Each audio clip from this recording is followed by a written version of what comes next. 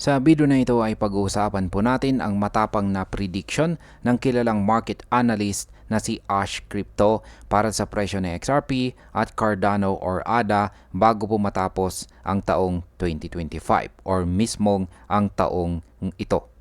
Ayon sa kanyang forecast, posible pong umabot sa XRP sa pagitan ng $5 hanggang $8, habang si Cardano naman ay maaring pumalo sa $3 hanggang $5. Malaki po ang agwat nito sa kanilang kasalukuyang presyo, kaya marami po ang nagtatanong kung posible ba talaga ang ganitong target. Kaya yan po ang siyang ating pag-uusapan sa video na ito, pero bago po tayo magpatuloy ay pakibasa na lamang po muna ang disclaimer dito po sa ibaba ng ating screen. Yan, paano nga ba makakarating si XRP sa presyong $5 hanggang $8? Sa ngayon ay nasa paligid po ng $3 ang presyo ni XRP, kaya kung tama po ang prediction, halos doble hanggang triple ang itataas niya. Ang isa sa malaking dahilan kung bakit nagkaroon po ng kumpiyansa si Ash Crypto ay ang launching ng RLUSD, ang US dollar stablecoin po ng Ripple noong December 2024. Ang RLUSD ay nagbibigay po ng bagong liquidity dynamics sa XRPL na nagiging tulay or bridge para sa mga institution at payment providers na mas madaling gumamit ng cross-border payments. Bukod dito, dumarami rin ang interest ng mga institution sa digital assets. Si XRP ay isa po sa pinaka-established settlement tokens, kaya malaki po ang posibilidad na makuha niya ang malaking bahagi ng kapital na papasok mula sa funds at saka custodians. Kapag nadagdagan po ang liquidity at adoption, lalong tumitibay ang basihan ng prediction na $5 hanggang $8. Kaya sa market impact, kung magpatuloy po ang pag-adapt ng RLUSD at lumakas ang interest ng mga institution, tataas ang demand kay XRP at maaari pong mabilis na makalapit siya sa target na presyo bago po matapos ang taong 2025 or ang taong ito. Dito naman po tayo kay Cardano. Yan, ano naman ang daan ni Cardano papunta sa presyong $3 hanggang $5? Para po kay Cardano or ADA, nakaangkla ang prediction sa kanyang development roadmap. Ang isa sa pinakamahalagang project rito ay ang Hydra, isa pong state channel scaling solution na layong magpabilis ng transaction throughput. Kapag tuluyan pong gumana ang Hydra, mas marami itong kayang suportahan na decentralized applications at saka DeFi projects. Bukod dito, nakaposisyon din si Cardano para sa Voltaire governance era. Ito ay magbibigay po ng mas decentralized na decision making kung saan ang mga upgrade at pondo ay manggagaling mismo sa community. Ang kombinasyon ng scalability at governance upgrades ay maglalagay po kay Cardano sa mas matatag na posisyon para makipagkompetensya sa ibang mga blockchain.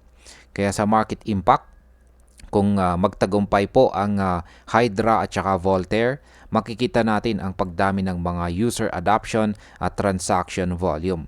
Ang ganito pong senyales ay maaaring magtulak kay ADA papunta sa presyong $3 hanggang $5 na target.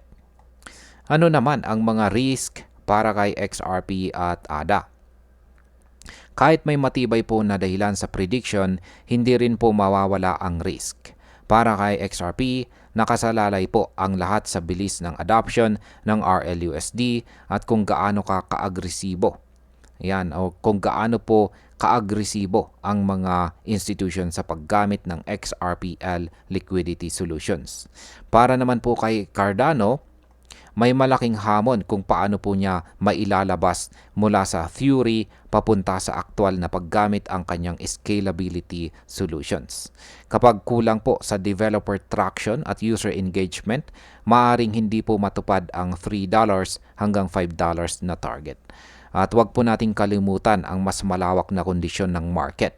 Ang galaw po ng global liquidity, interest rate policies at syempre ang leadership ng presyo ni Bitcoin ay may direktang epekto dito kay XRP at ADA. Ano naman ang forward outlook natin sa kanilang dalawa. Ang forecast po ni Ash Crypto ay nagbigay ng dalawang magkaibang landas ng paglago. Para kay XRP, ang daan ay nakatutok po sa liquidity innovation at saka institutional adoption. Para naman kay Cardano, nakasalalay ito sa kanyang technical na development at governance framework.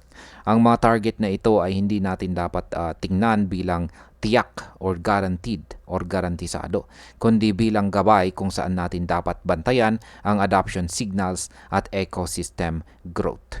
Sa dulo, ang tunay po na direksyon ng presyo ay nakadepende po kung paano po makakamit ng dalawang project na ito ang kanilang mga milestones bago matapos ang taong ito, ngayong taong 2025. At bilang panghuli, para po sa akin, parehong may potential po itong si XRP at ADA, pero magkaiba ang kanilang lakas. Si XRP ay tila mas nakatuon po sa institutional side at cross-border liquidity.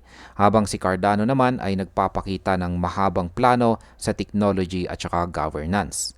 Kung parehong magtagumpay, malaki po ang posibilidad na maging realidad ang forecast na ito.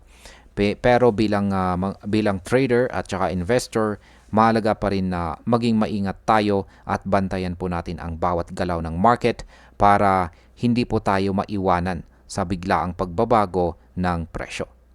At ayan, hanggang dito na lamang po tayo sa video na ito mga ka-crypto. Marami pong salamat sa panonood. Ingat po tayo lagi at God bless po sa ating lahat.